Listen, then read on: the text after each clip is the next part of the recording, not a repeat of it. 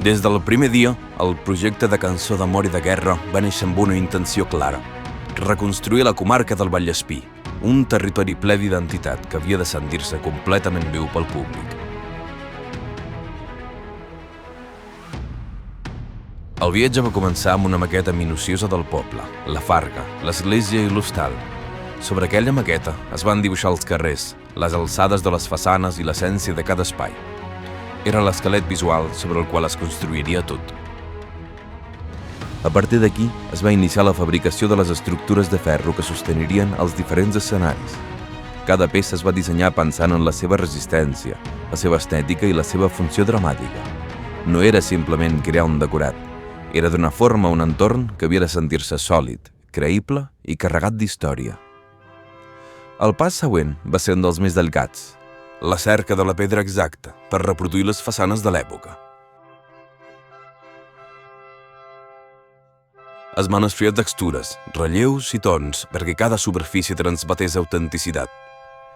Aquella tria minuciosa va permetre que cada edifici evoqués l'esperit del Vallespir en el moment que transcorre l'obra.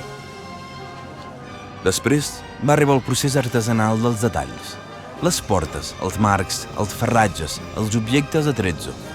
Cada element es va elaborar perquè a poc els carrers anessin prenent forma i personalitat, com si el temps retrocedís i situés a tothom al cor de la vida quotidiana d'aquella comarca. La pintura va completar la màgia. Capes, desgast, ombres i matisos van afegir profunditat a cada superfície, integrant totes les peces en un entorn coherent i ple de vida. El treball pictòric no sols decorava, acabava de narrar la història silenciosa de cada mur. Finalment, l'escenari va quedar preparat per al més important, que els actors s'hi entressin i sentissin que pertanyien plenament a aquell lloc. Els carrers, les façanes i cada porta construïda els van oferir el context emocional i visual per evitar els seus personatges.